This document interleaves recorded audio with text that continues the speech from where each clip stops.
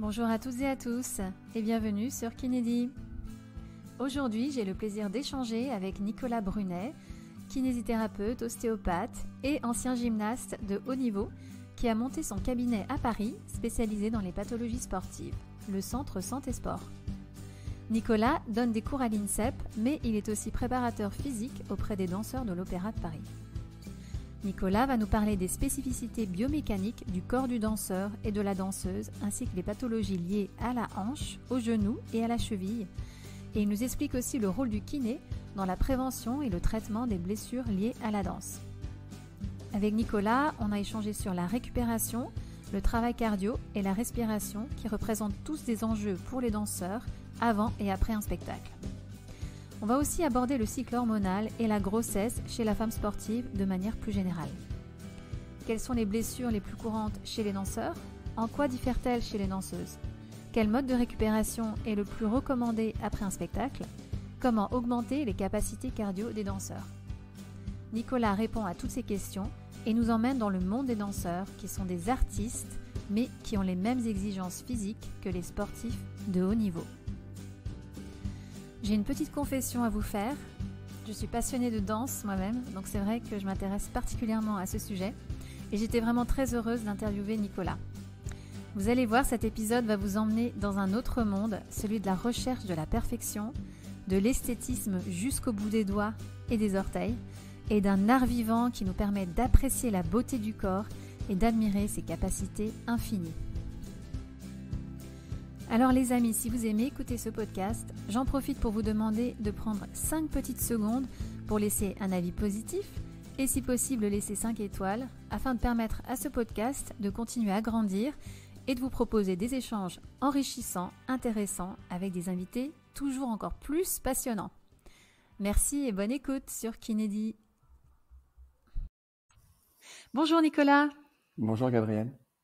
Merci beaucoup d'avoir accepté l'invitation. Tu vas bien? Écoute, très bien, je te remercie. Super. Alors pour commencer, est-ce que tu veux bien nous parler un peu de toi et nous parler de ton parcours? Alors, moi je suis diplômé en kiné en 2003. Donc j'ai fait l'école de Saint-Maurice et j'ai été gymnaste de haut niveau également. Et petite particularité, c'est que je suis entré donc à Saint-Maurice sur concours, comme on faisait à l'époque, et j'ai eu le statut de haut niveau en K3. Donc j'ai eu une dernière année où je m'entraînais beaucoup, et post-diplôme, j'ai continué à m'entraîner à faire des compétitions de haut niveau, et j'ai travaillé en même temps à l'hôpital de Saint-Maurice en traumatologie du sport, et j'avais des horaires aménagés pour me permettre de m'entraîner, et en fait le ministère des Sports en fait finançait cela, et donc j'étais libéré de 30% de mon emploi du temps à l'hôpital. Donc on appelle ça une CIP, c'est une convention d'insertion professionnelle, c'est pour les sportifs de haut niveau. Et puis en fin 2006, quand j'ai arrêté la compétition de haut niveau, j'ai quitté l'hôpital de Saint-Maurice. Je suis allé dans un cabinet de kiné du sport qui se situait à La Défense, où le médecin du sport qui tenait ce cabinet était le médecin de l'école de danse de l'Opéra. Et donc c'est là que j'ai commencé à soigner beaucoup de danseurs. Et je suis resté dans ce cabinet jusqu'en 2012. Et en 2012, j'en suis parti. Et à ce moment-là, j'ai ouvert mon cabinet, donc le Centre Santé Sport à Paris, dans le 10e, avec mon associé que j'avais rencontré dans le cabinet à La Défense là précédemment. Et cabinet où je suis toujours aujourd'hui. En 2015, on a ouvert un second cabinet juste à côté parce que ça se développait bien, et aujourd'hui on est 14 kinés, donc c'est l'équivalent de 9 temps plein, mais voilà, on est 14 au total à travailler dans ce cabinet spécialisé en kiné du sport. Et parallèlement, je travaille à l'Opéra donc depuis 2012, où je m'occupe de tout ce qui est rééducation des danseurs, mais également prévention des blessures et tout ce qui est conditionnement physique. Et je travaille aussi à l'INSEP avec une partie de l'équipe de France de gymnastique, où je fais à la fois des soins de kiné-ostéo et du travail de prévention avec l'équipe de France féminine.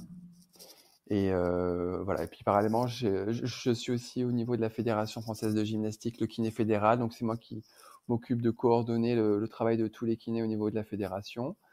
Et puis j'ai quelques actions ponctuelles, tu vois, de formation parfois, où j'interviens aussi à l'école de kiné de Saint-Maurice, où je fais du accompagnement d'étudiants, où je les vois avant et après leur stage pour développer leurs compétences métiers. Ça, voilà, c'est un petit plus. T'encadres toujours des mémoires? Et j'encadre toujours des mémoires, ça dépend. Ça dépend, en fait, j'encadre des mémoires quand ça sert en fait le lieu dans lequel je travaille. C'est-à-dire que si on me demande un mémoire sur un sujet particulier, sur la gymnastique ou sur l'opéra, enfin sur la danse, ben j'accepte parce que c'est donnant-donnant. Tu vois, le travail l'accompagnement que je fais pour l'étudiant nous sert, nous, à faire avancer nos connaissances scientifiques sur nos danseurs ou nos gymnastes. Dans ces cas-là, j'accepte. Sinon, j'avoue que maintenant, enfin, voilà, je le fais que dans ces situations-là parce que c'est quand même beaucoup d'investissement et voilà, c'est intéressant pour nous d'avoir un retour là-dessus. Donc voilà pour mon parcours professionnel. Et puis sinon en termes de formation, j'ai un diplôme d'ostéopathe aussi. J'ai un diplôme d'entraîneur en gymnastique et de préparateur physique que j'ai fait en 2006-2007. Et la dernière grosse formation que j'ai faite, c'était en 2018-2019 à l'INSEP. C'est tout ce qui est le coaching mental de la performance. Donc ça s'appelait, la formation s'appelle une formation d'accompagnateur des acteurs du sport de haut niveau. Et voilà, c'est toute la dimension mentale de la performance et comment optimiser ou mettre les gens dans leurs bonnes conditions de réussite. Voilà. Et donc évidemment ça s'applique aux sportifs, mais évidemment à tout le monde. Voilà, et je m'en sers pas mal sur l'accompagnement des étudiants, justement, des outils que j'ai appris à ce moment-là. Ok. Donc Intéressant. voilà pour mon parcours. Super. Comment tu t'organises avec tes journées au cabinet et donc tes journées à l'opéra? Ben, grosso modo, c'est organisé par demi-journée. L'opéra le matin commence à 10h30, donc c'est un petit peu tard hein, quand on a l'habitude de commencer en libéral. Donc en général, je vais au cabinet voir un ou deux patients avant en ostéo. Et après, je vais à l'opéra. Et puis quand je suis le matin au cabinet, là, je fais que des matinées de kiné. Donc sur le cabinet, en gros, j'ai 2 matinées de kiné, 2 demi-journées et demie d'ostéo, mais réparties un peu comme ça. Après, je suis à l'opéra 4 demi-journées par semaine, à l'INSEP 2 fois 2 heures dans la semaine. Et puis j'ai un petit temps aussi le lundi en début d'après-midi, entre 15 et 17 avec mon associé, où on voit pas de patients et où on s'occupe que de la gestion du cabinet. Oui. On s'est rendu compte que gérer des choses un peu entre deux ou le soir, ça permettait pas vraiment d'avoir des moments où on se posait pour faire avancer les choses. Donc on a bloqué dans notre agenda, voilà, c'est 2 heures tous les lundis en début d'après-midi où on gère que le cabinet. Et évidemment, à d'autres moments, on s'en occupe aussi parce qu'il y a des choses tous les jours à faire, répondre à des mails, être en lien avec des artisans pour réparer quelque chose, Oui. ou gérer des choses plutôt de l'ordre des ressources humaines en direct avec les kinés. Mais voilà, ce moment du lundi après-midi, il est important pour s'occuper du cabinet. Ok. Alors venons-en un peu au vif du sujet. On va parler des danseurs. Quelles sont les spécificités biomécaniques des danseurs? Donc ça va dépendre aussi du type de danse, hein, j'imagine. Il y a la danse moderne, la danse classique. Moi, je pense aussi surtout à la danse classique puisqu'il y a la position en dehors. Effectivement, l'en-dehors est une spécificité de la danse classique. Le fait d'ouvrir les pieds sur une première position à 180 degrés, donc 90 degrés par membre inférieur. Je dis par membre inférieur parce que tout ne se passe pas exclusivement dans la hanche, même si une grande partie s'y passe.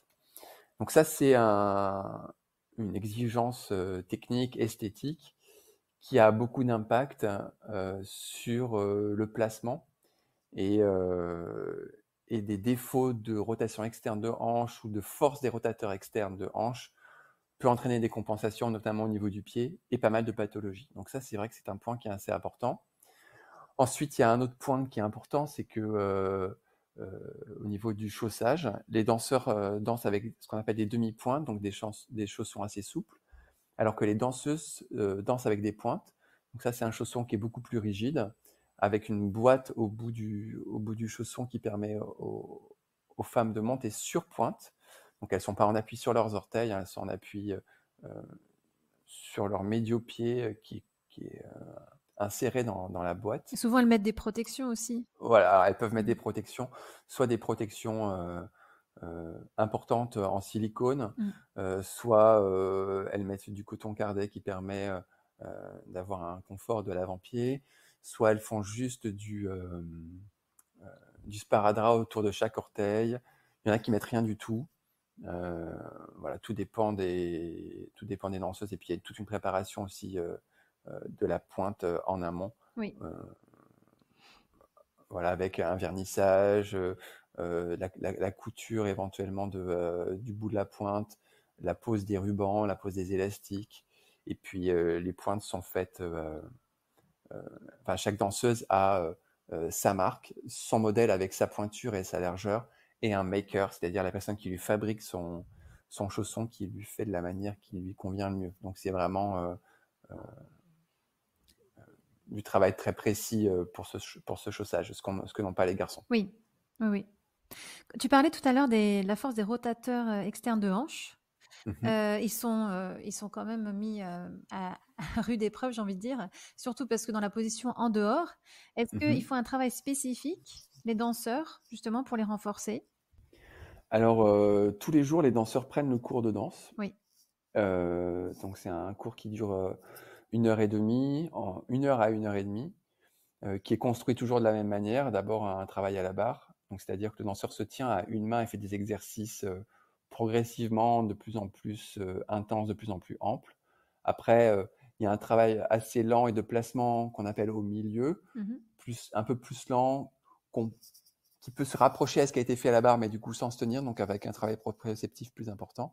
Et après, il y a le travail des pirouettes, les petits sauts et les grands sauts. Donc tous les jours, ils font ce travail-là, évidemment dans la position d'en dehors. Oui. Et en général, ils ont des rotateurs externes, en tout cas pour les danseurs que je peux voir à l'opéra, par exemple, qui sont très forts. Quand il y a des douleurs de hanche et qu'on fait un point, ce sont rarement les rotateurs externes qui sont les muscles les plus faibles. En revanche, les muscles qu'on peut retrouver plus faibles, c'est plutôt moyen fessier, grand fessier. Ok. Ça, c'est des muscles qu'on travaille de manière complémentaire quand il y a des douleurs de hanche, parce qu'en fait, ce sont ces muscles-là qui sont faibles, avec parfois les adducteurs aussi. Et les rotateurs externes, en général, sont assez forts, sauf pour les danseurs qui sont arrêtés pour une blessure. Parce qu'évidemment, la rotation externe assez extrême, on va dire active, est quelque chose qu'on n'a pas du tout dans la vie de tous les jours. Et donc, quand ils se désentraînent parce qu'ils ont une blessure et qu'ils retournent dans une vie quotidienne avec un schéma de marche plutôt avec les pieds en parallèle, donc ils vont moins en dehors, mais ils perdent un peu cette force. Et comme c'est très spécifique, c'est comme tout, hein, quand on ne l'entraîne pas, on le perd. Oui. Donc, dans toutes les phases de rééducation, il y a tout un passage où on retravaille ces rotateurs externes spécifiquement et dans la fonction pour que ce soit quelque chose qui soit réintégré assez rapidement. Oui. D'ailleurs, il me semble que les danseurs souffrent d'arthrose de hanche à un âge assez jeune. Et puis, je crois qu'il y a pas mal de danseuses, hein, il me semble, qui ont des prothèses totales de hanche dès 40 ans, non? C'est ça? Alors, on ne peut pas dire qu'il y en a pas mal. Je n'ai pas de statistiques comparatives avec d'autres sports, mais on sait très bien que sur d'autres sports comme le taekwondo, le karaté, où on a des coups de pied, en rotation interne, on a aussi des prothèses de hanche très jeunes. Hein. Je crois qu'il y a au taekwondo, on a eu avant l'âge de 20 ans. Au tennis de table également, pour la même raison. À cause du travail de rotation interne sur la jambe d'appui, la jambe avant.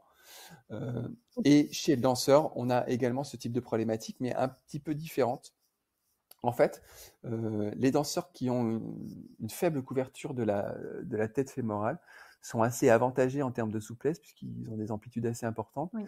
Mais parce que cette tête fémorale est moins bien couverte par le cotyle, les contraintes sont concentrées, les contraintes d'appui sont concentrées sur une surface qui est plus restreinte. Oui. Et donc plus de contraintes, c'est une dégradation précoce. Donc, on n'est pas sur des choses qui arrivent à l'âge de 20 ans, même si on peut avoir d'autres choses que le faible recouvrement. On peut avoir aussi des effets CAM, hein. Je ne vais pas rentrer dans le détail de toutes les pathologies de hanche, mais en tout cas, ceux jusqu'ici qui ont eu des prothèses de hanche posées à l'opéra, donc on en a eu 2 là sur les 10 dernières années à l'opéra. C'était des jeunes qui étaient entre 30 et 35 ans et qui, tu vois, j'ai dit jeunes entre 30 et 35 ans, donc c'est pas 40 ans quand même, c'est D'accord. c'est un peu plus jeune. Oui. On en a eu 2, hein, donc c'est quand même pas énorme. Et c'était plutôt des hanches qui étaient faiblement recouvertes et donc avec une dégradation au niveau du côtier et de la tête assez précoce, mais on a d'autres problématiques de hanches que l'arthrose nécessitant une prothèse. Justement, alors c'est quoi les autres problématiques? On peut avoir des conflits de hanches, Oui. soit par effet pince, soit par effet CAM. On peut avoir aussi, on va dire, une sorte de micro-instabilité due à des faiblesses au niveau des muscles du bassin. On peut avoir des inflammations au niveau de l'insertion des muscles, enfin des tendons, pardon, au niveau droit fémoral, au niveau ischio, au niveau moyen fessier également. On peut avoir aussi des pathologies musculaires sur l'obturateur externe, ça on en a eu plusieurs. Ok. C'est quoi les blessures les plus courantes? Les danseurs, donc je parle pas de l'opéra, hein, je parle de manière générale. Et d'ailleurs, l'opéra, on retombe sur les mêmes chiffres. On a à peu près 90% des pathologies qui se situent sur le membre inférieur. Ça, c'est les données qui donnent ça, avec une grosse moitié autour de la cheville. Je dis autour de la cheville parce qu'on a des lésions cheville, pied et le mollet. Et en fait, finalement, on peut tout mettre tout ça dans la même catégorie parce que la solution pour ne pas qu'il y ait de récidive et pour travailler, faire de la rééducation, c'est de faire des intrinsèques du pied, du renforcement du triceps, des stabilisateurs de cheville. Et donc ça va pour moi en termes de solution, ça va un peu dans la même case. Et concernant les danseuses qui portent des pointes, là c'est toujours, ça se situe toujours dans la même région. Avec les pointes, on peut avoir plus de pathologies au niveau du médio-pied, ce qu'on a moins chez les garçons. Voilà, au niveau du 10 francs. Oui, d'accord. Mais voilà, ça c'est vraiment spécifique aux danseuses. Les garçons, on a plus de sésamoïdite chez les garçons puisqu'ils passent plus de temps sur demi-pointe. Oui. Et au niveau du genou, parce qu'il y a énormément d'impact, notamment avec les sauts, c'est quoi les pathologies que tu vois en général? En général, on peut avoir alors des problèmes d'axe. On parlait tout à l'heure de l'en-dehors, hein, quelqu'un qui fait un plié et qui a des rotateurs externes suffisamment faibles, enfin trop faibles, va majorer en fait un valgus du genou dynamique. Donc on peut avoir des contraintes rotuliennes plus importantes à ce moment-là. On peut avoir des pathologies tendineuses au niveau du tendon rotulien également. Et puis il y a tout le travail aussi qu'on peut avoir en danse contemporaine plus proche du sol, avec du contact direct du genou sur le sol. Donc avec une inflammation, on va dire plus sous-cutanée, mais qui peut devenir très handicapante quand elle est plus importante. Ouais. Oui. Comment est-ce que nous, les kinés, on peut accompagner les danseurs, surtout en termes de prévention, justement pour éviter les blessures que tu as citées tout à l'heure? Alors, il y a plusieurs types de prévention, hein. Il y a la prévention primaire, et donc pour ça, il faut pouvoir anticiper d'éventuelles blessures. Donc, quand on est kiné dans une structure comme l'opéra ou comme ce que certains de mes collègues peuvent faire à l'école de danse de l'opéra ou au conservatoire, on fait des tests pour essayer de voir si le niveau physique, la mobilité ou le contrôle moteur sont suffisants. Après, en cabinet, dans ce cas-là, on parle plus de prévention secondaire, puisque quand on les voit au cabinet, c'est que ils ont déjà eu une blessure. Et auquel cas, c'est redonner une bonne condition physique et corriger la faiblesse musculaire, le défaut de contrôle moteur qui ont pu amener la pathologie. Oui. Est-ce qu'en général, les danseurs prennent soin de leur corps? peux te dire oui et non. Il y a un soin qui est quotidien parce que c'est leur outil de travail, donc forcément ils vont en prendre soin. Maintenant, dans leur formation, dans la formation des professeurs aussi, je peux observer que les connaissances sur la physiologie de l'effort, les connaissances aussi biomécaniques sont pas toujours là parce qu'ils ont une formation qui est beaucoup plus artistique et qui fait ses preuves, mais un peu moins en termes de prévention. Donc parfois, et donc je te dis oui et non parce que ils n'ont pas forcément les connaissances pour pour prendre soin de leur corps, tu vois, sur la gestion de la charge de travail, tout ce qui est récupération par exemple, les dimensions plus globales sur l'hygiène de vie, avec l'alimentation, le repos, parce que ce sont des artistes aussi, donc ils sont en contact avec des professions qui ont peut-être moins besoin d'avoir cette attention particulière à leur corps, hein, comme des musiciens, comme des techniciens Oui. de scène par exemple. Euh, Là où des sportifs, eux, vont être en contact avec d'autres sportifs, notamment, tu vois, je le vois à l'INSEP, ça par exemple.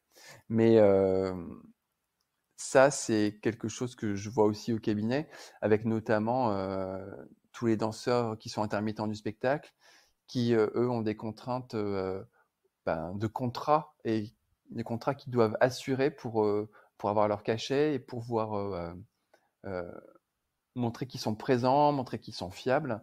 Euh, et donc, bah, voilà, ils ont beau avoir l'envie de prendre soin de leur corps, il y a une réalité économique qui fait que quand ils ont des douleurs, sans que ce soit une vraie grosse blessure avérée, bah, ils travaillent dessus. Et c'est là qu'on arrive à de la microtraumatologie et parfois des lésions qui s'installent. Hmm. Et justement, tout à l'heure, tu parlais de récupération. Dans l'idéal, après un spectacle, qu'est-ce qu'un danseur, une danseuse devrait faire pour avoir une bonne récupération? Bah, dormir déjà. Enfin, là, il y a eu des publications là-dessus et je crois que la dernière conférence de la clinique du cours en a parlé. Plutôt que d'aller se faire masser ou d'aller faire du bain froid en récup, déjà si la première chose on peut aller dormir, c'est très bien. Donc le massage c'est bien, les bains froids c'est bien, la pressothérapie c'est bien, la récup active. Souvent ce que je dis aux danseurs c'est qu'après un ballet, s'ils peuvent rentrer chez eux à pied en mettant une contention, Mhm. c'est bien, ou alors rentrer à vélo plutôt que d'aller prendre le métro, d'être assis dans le métro, de marcher 2 minutes Oui. ensuite, donc peut-être descendre une station plus tôt. Donc ça, c'est quelque chose que je conseille souvent. Et puis évidemment, il faut avoir une alimentation en lien avec l'effort, une hydratation aussi en lien avec l'effort. Euh, et puis euh, Mhm. avoir un moment d'étirement aussi. Alors là, je vais détailler un peu parce que l'étirement, c'est pas pour la récupération, hein, parce qu'on sait que l'étirement ne favorise pas forcément la récupération. Mhm. Maintenant, quand vous avez passé tout un spectacle en dehors avec des rotateurs externes qui sont très travaillés, c'est important de leur redonner aussi de la mobilité, de redonner de la mobilité de hanche en rotation interne. Et ça, c'est valable pour toutes les articulations du corps. Donc, faire 10-15 minutes d'étirement, non pas avec une Oui. volonté de Oui. récupération, mais plus de redonner de la longueur et de retrouver une certaine détente musculaire, Oui. parce que vous faites baisser le tonus du muscle en faisant des étirements, là oui c'est intéressant. Mais l'objectif n'est pas la récupération musculaire, même si c'est intéressant de le faire à la fin. Donc ce que je pourrais dire en conseil, c'est de prendre 5 minutes pour s'étirer, mettre des contentions, idéalement un collant de contention ou même un bas ou au moins les chaussettes, marcher un peu ou faire un peu de vélo, et puis bien manger, s'hydrater, et puis c'est de se coucher pas tard, et, voilà, et une douche qui se finit par de l'eau froide, déjà c'est pas mal. Mhm. Oui. Parce qu'on sait ce que la science préconise. Maintenant, dans la réalité des choses, il faut trouver un bon compromis entre ce qui est possible, le temps qu'on a envie de passer avec des amis après le spectacle qui sont venus nous voir aussi, et puis avec qui on a envie de passer un peu de temps. Qu'est-ce qui se passe le lendemain également? Enfin, voilà, c'est un juste équilibre à trouver sans être dans l'excès dans un côté ni dans l'autre. Oui. Voilà. D'ailleurs, je renvoie à l'épisode que j'ai enregistré avec Mathias Goldberg. Tu parlais de la clinique du coureur. En fait, il a gagné la meilleure infographie sur l'impact du sommeil et l'activité physique, Ouais. la récupération et les blessures sportives. Donc voilà, pour ceux que ça intéresse. Et il parle de Tout ça à fait. également, c'est ça? Ah oui. Ouais. Ouais. Est-ce qu'on peut parler du travail cardio? Parce Mmh. que quand même, pendant une variation, un spectacle, il y a beaucoup d'endurance. Il faut quand même beaucoup d'endurance. Les variations durent assez longtemps. Ça peut aller jusqu'à Mmh. 5 minutes, voire 10 minutes. Est-ce qu'il y a un travail? Est-ce que les danseurs peuvent travailler là-dessus, là où ils sont en fait? Et si oui, comment est-ce que toi tu les conseilles? Alors, la première chose déjà, c'est que, traditionnellement, la préparation du danseur se fait à travers le cours. Là, je parle du danseur classique et d'ailleurs, je pense qu'on peut Oui, généraliser au danseur contemporain. Mais le danseur contemporain, quand il est, oui, oui. heu, dans un travail assez beaucoup plus physique, va avoir un peu plus la notion d'aller en salle de gym, par exemple, pour faire du travail complémentaire. Hem, Même si certains sont Mhm. dans une approche, on va dire, beaucoup plus sensorielle de mouvement que du travail de renforcement. Et ce qu'on sait, et ça a été prouvé scientifiquement, il y a eu des publications au niveau de l'IADAMS, et que nous, on a pu, à l'opéra, recouper également, c'est que le cours, même si à l'intérieur, il y a ce qu'il faut pour préparer le danseur, la principale chose qui n'est pas travaillée, c'est le cardio. On a fait des mesures de fréquence Mhm. cardiaque pendant le cours et des mesures de fréquence cardiaque pendant un spectacle, et on se rend compte en fait que le cours n'est pas du tout adapté pour ça. Comme tu disais, il y a des variations qui peuvent être très longues, et même si certaines sont plus courtes, parfois elles sont enchaînées avec de l'adage, donc avec du pas de deux, et donc on est sur des moments où la sollicitation cardiaque, pardon, est très importante, et où, et où en fait le danseur n'est pas préparé suffisamment. Donc qu'est-ce qui se passe en général? C'est-à-dire que le danseur se prépare à travers le cours, et puis à force de répéter, son corps va s'adapter. Sauf que euh, moi, ce que je pense, c'est que plus le corps est prêt au moment des répétitions à, à faire ces répétitions, bah, du coup, moins on a besoin de travailler dans le spécifique, ou alors par petits morceaux, euh, et du coup, moins la blessure arrive. Et donc le travail complémentaire qu'on conseille, c'est du travail Mhm. fractionné, parce qu'on sait que c'est ce qui est le plus efficace et le plus adapté en fait en termes de développement de puissance maximale aérobie, sous forme de 30-30, sous forme de 20-10, enfin plein de modes de travail peuvent être proposés. On peut le faire soit sur vélo. C'est assez intéressant parce que pour le coup, il n'y a pas d'impact. Donc, sur des corps qui sautent déjà beaucoup, Oui. on peut le faire. Mais on peut se dire aussi qu'on peut le faire plus debout, avec des sauts et des pompes, par exemple, un peu style burpees, tu vois, mais euh, qu'on peut adapter un peu plus à la danse. Voilà, avec pour le coup plus d'impact, mais plus de transférabilité à la danse, puisque c'est quand même plus proche. Euh, c'est intéressant aussi d'avoir un travail continu, une fois par semaine, qu'on peut faire sur vélo, sur elliptique, sur rameur, pourquoi pas, ou même encore mieux à la piscine, où là, Oui. on n'a pas du tout d'impact. On est assez loin de la spécificité de la danse qui se fait donc sur les pieds. Mais justement, c'est intéressant parce qu'il y a un travail de contraction-relâchement et de drainage qui est fait, et qui permet d'avoir un travail cardio à intensité moyenne, à contrainte moyenne ou même faible, et donc sans rajouter des moments micro-traumatologiques Oui. potentiels, on va dire, tu vois, sur le corps. Oui, la course à pied, c'est pas vraiment recommandé? Alors c'est vrai que quand tu m'as posé la question, là, j'ai pas parlé du tout de la course à pied.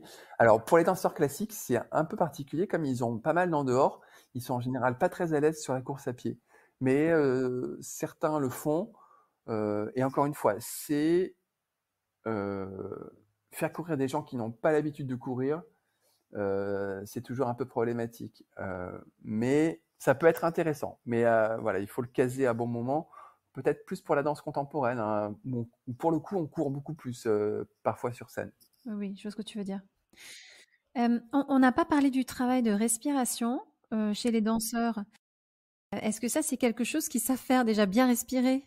Notamment, je pense, pendant les sauts, pendant les impacts, ou est-ce que c'est quelque chose qu'ils apprennent aussi dans les écoles? Alors, je sais pas exactement ce qu'ils apprennent, Oui. mais en termes de placement de bassin, par exemple, je vois souvent des bassins assez antéversés avec une respiration abdominale basse. OK.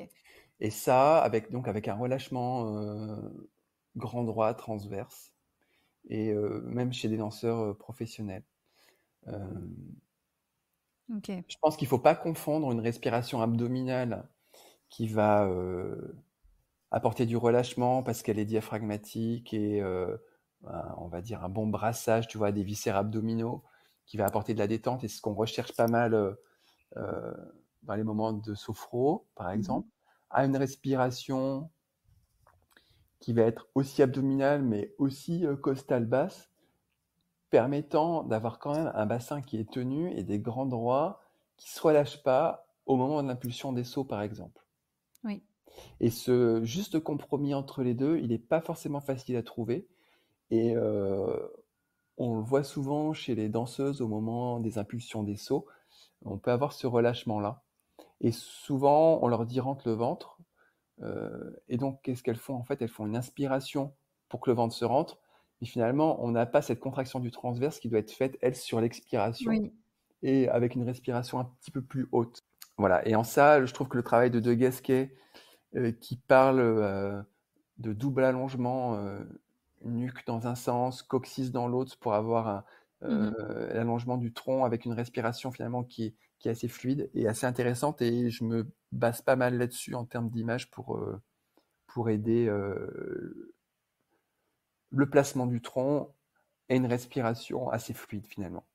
OK, oui. Après tu parlais de la sphère pelvienne, un peu là, le bassin, chez les Ouais. danseuses, j'imagine après la grossesse.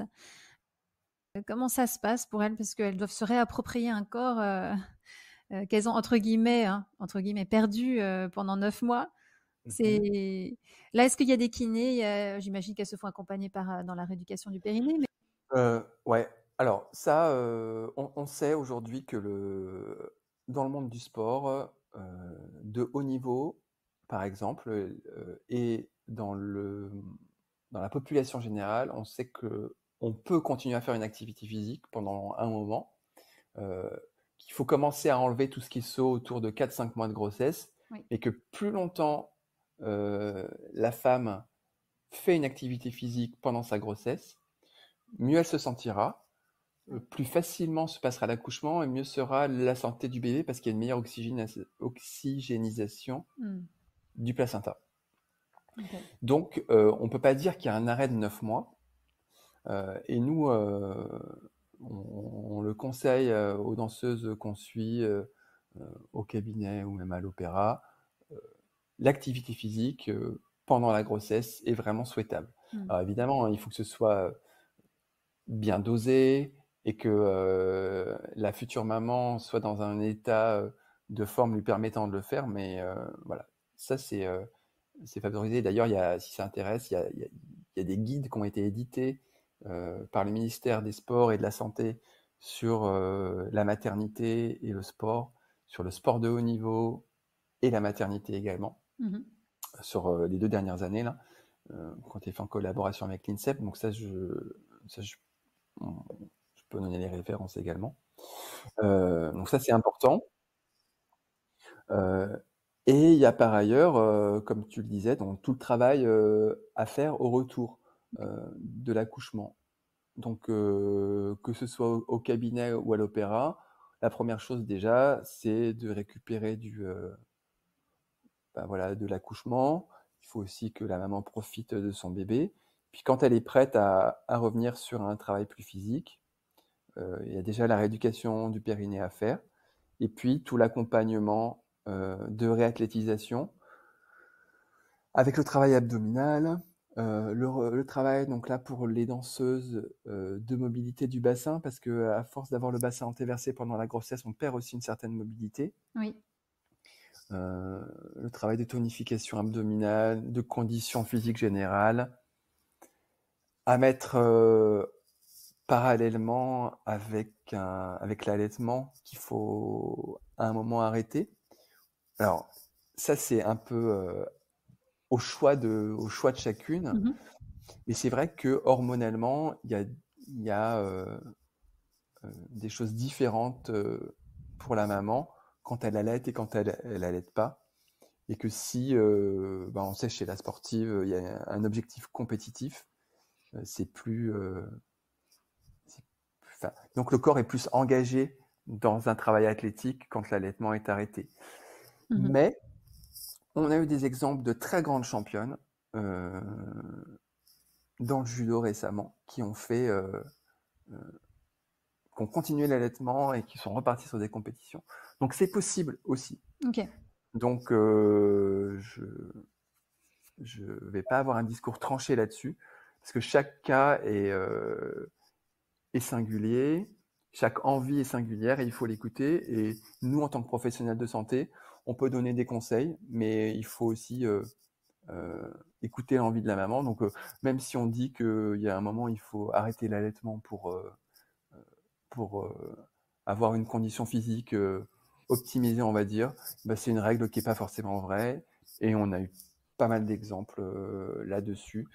Donc, voilà, il y a encore une fois ce que la science dit et puis comment chaque individu arrive, lui, à mettre des choses en place C'est ça. différemment. Oui. Ouais. Oui, oui, oui. Oui. Et j'imagine que ça, c'est un choix très personnel aussi. Exactement, Donc voilà. oui. Et qu'il Mmh. faut absolument écouter et, Oui, voilà, tout à fait. et accompagner. Oui. Tu parlais des hormones, là, tout à l'heure. Concernant le cycle menstruel Ouais. et la femme sportive, de manière plus générale, est-ce que beaucoup de sport a un impact sur le cycle menstruel chez la femme? Alors, ça peut et ça ne peut pas, et ça peut ne pas aussi. D'accord. À l'INSEP, il y a une gynécologue qui est spécialisée sur l'accompagnement des sportives. Oui. C'est important que chaque femme soit bien accompagnée pour ça. Oui. Chaque danseuse, chaque sportive, et qu'elle soit en lien avec quelqu'un qui va pouvoir lui donner des réponses. Alors, c'est toujours la même chose, hein, en lien avec ce qu'elle souhaite en Oui. termes de contraception, en termes de maternité plus ou moins planifiée aussi. Mmh. Oui. Et qu'en est-il des femmes qui n'ont plus leurs règles et qui veulent Ouais. tomber enceintes chez les sportives? Ah, alors déjà, si, alors je suis pas médecin je suis pas confronté à ce type de problématique Mmh. d'accompagnement, on va dire. Mais en tout cas, s'il y a un moment, il y a un arrêt de règles, c'est qu'il y a une Oui. perturbation hormonale qui s'est mise en place. On sait qu'il y a ce qu'on appelait avant la triade de la sportive, qu'on appelle aujourd'hui le syndrome du RED-S, donc c'est le déficit énergétique relatif dans le sport, et qui peut aller jusqu'à l'absence de règles. Et ça, c'est quelque chose qu'il faut prendre en charge, puisqu'avec ces perturbations hormonales, on peut avoir une fragilité osseuse qui arrive. Euh, et donc ça peut être en lien avec euh, un surentraînement, mais principalement avec des défauts d'alimentation euh, et je Mmh. pense aussi de vitamine D. Mais ça, on sort un peu de mon champ de compétences.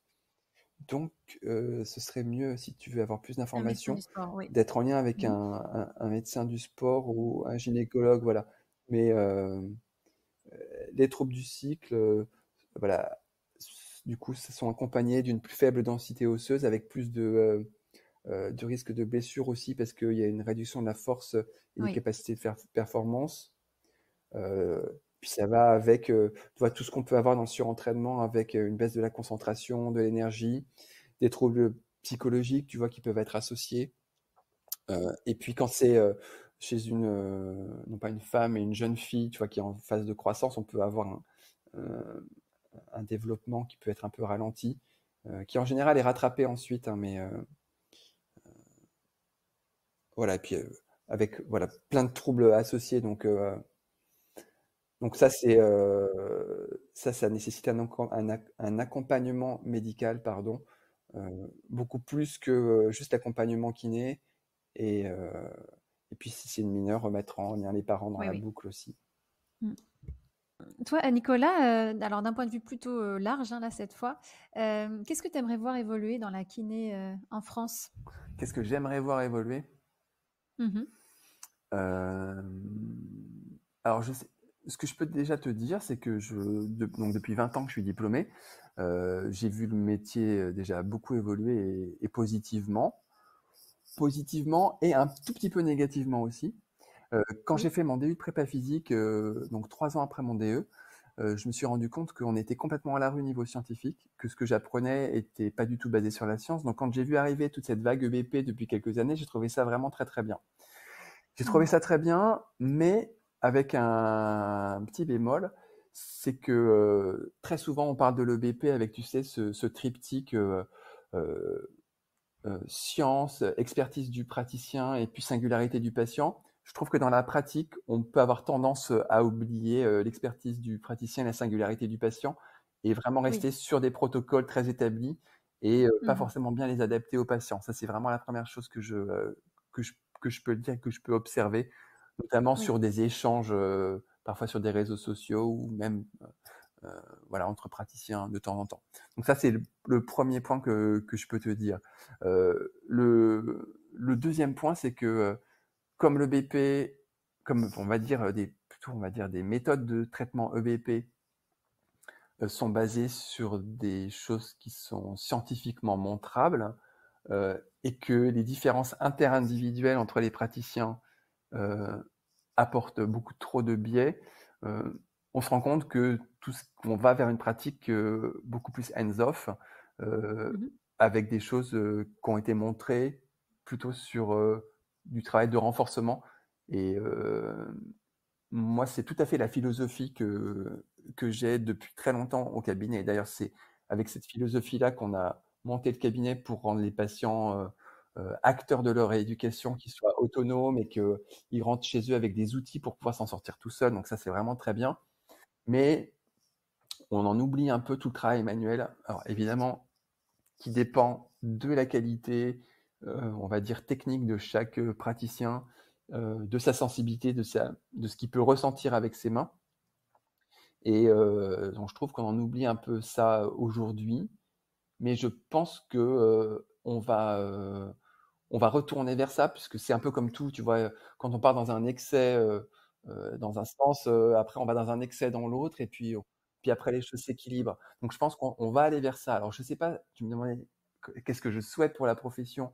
Donc ça, je le souhaite, donc je sais pas si Oui.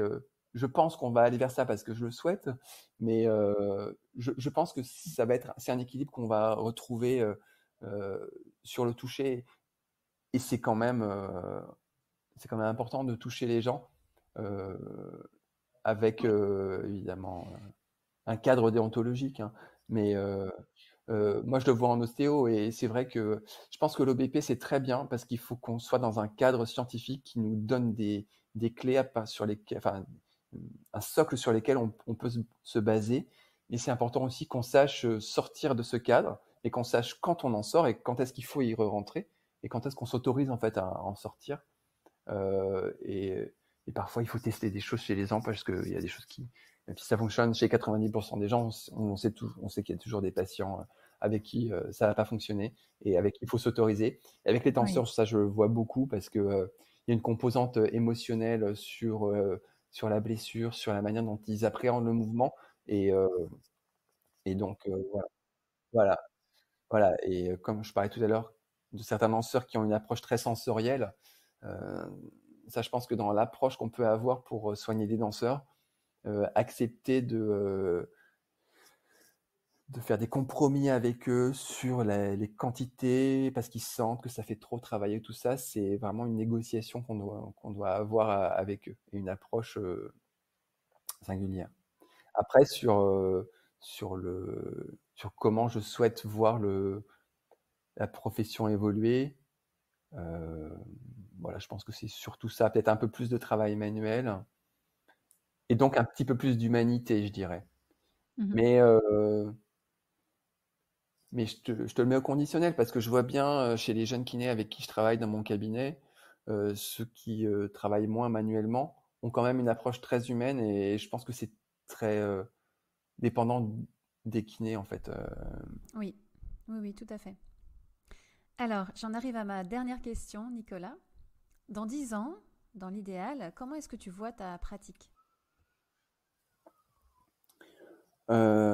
Alors, ben, écoute,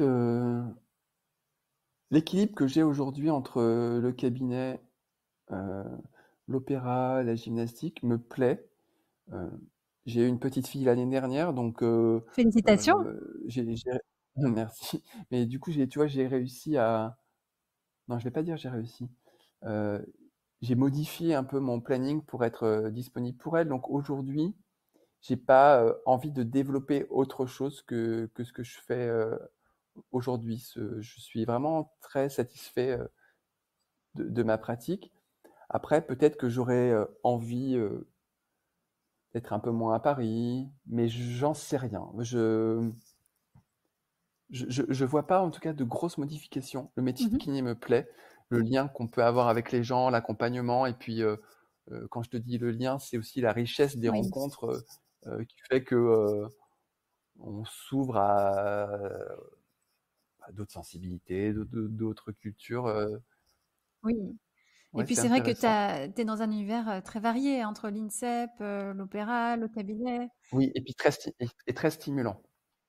Donc c'est vrai que je sens pas trop la routine. Ouais. Parfois, j'aimerais peut-être un peu plus d'apaisement, mais voilà, je pense que je cherche aussi ces situations un peu plus challengeantes, tu vois, avec des gens qui sont aussi experts, mais qui demandent euh, une disponibilité aussi pour leur projet. Oui. D'ailleurs, si tu as une formation à conseiller pour ceux qui aimeraient se spécialiser, alors pas la kiné-sport, parce que bon, tout ça, on connaît un peu toutes ces formations, mais plutôt dans la danse, auprès des danseurs, est-ce qu'il y a des formations d'ailleurs? Bah, il y a Suzanne May, qui est la kiné de l'Australian Ballet à Melbourne, avec qui on est pas mal en Mhm, lien à l'opéra, qui fait des formations euh, sur le pied, sur la hanche, mhm. et c'est assez qualitatif, donc ça, je peux le recommander. Il faut considérer les danseurs, on va dire, donc, comme je te le disais tout à l'heure, avec une approche peut-être spécifique parce que euh, ce ne sont pas des sportifs, ce sont des artistes, mais la formation de kiné du sport est vraiment la base pour accompagner des danseurs. Il faut que les connaissances qu'on a dans Oui, le monde du sport, qui sont des connaissances qui ont été à la fois expérimentées dans le monde sportif, mais aussi validées scientifiquement, euh, faut qu'elles faut qu'elles aillent vers la danse parce que un danseur, s'il a une approche, on va dire, artistique de sa discipline, comme peut l'avoir un pianiste ou un peintre, il utilise quand même son corps comme un sportif. Et le corps du danseur est quand même sollicité de manière beaucoup plus proche que ce que fait un gymnaste, un patineur artistique ou un plongeur, qu'un pianiste qui reste assis toute la journée ou un peintre qui est oui, debout, assis devant sa toile, même s'il a une démarche, on va dire, émotionnelle, de créativité, peut-être plus en lien avec ces deux derniers exemples, la manière dont il utilise son corps est quand même beaucoup plus proche des sportifs que j'ai cités précédemment.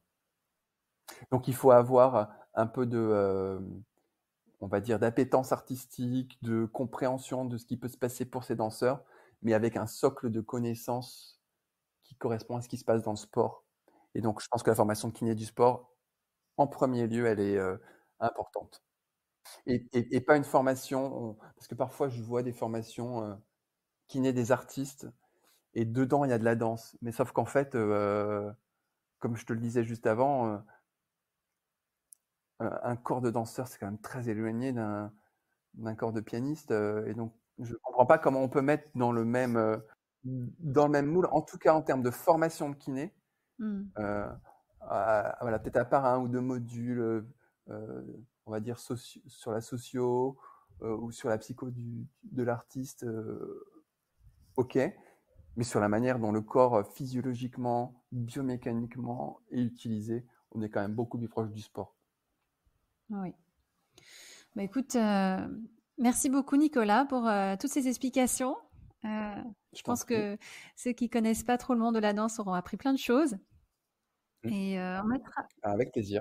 On mettra donc les liens des références dont tu parlais dans la description de l'épisode pour ceux que ça intéresse.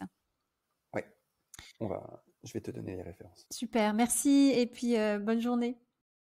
Si cet épisode vous a plu, vous pouvez vous abonner sur Apple Podcast, laisser un avis et n'hésitez pas à le partager sur les réseaux sociaux. Si vous êtes kiné et que vous souhaitez participer à ce podcast pour partager votre expérience, écrivez-moi à kinégabriel@gmail.com. Si vous souhaitez suivre notre invité sur les réseaux sociaux, vous pouvez cliquer sur les liens en bas de la page de l'épisode. Enfin, n'hésitez pas à suivre le podcast sur Instagram à kinédi_podcast.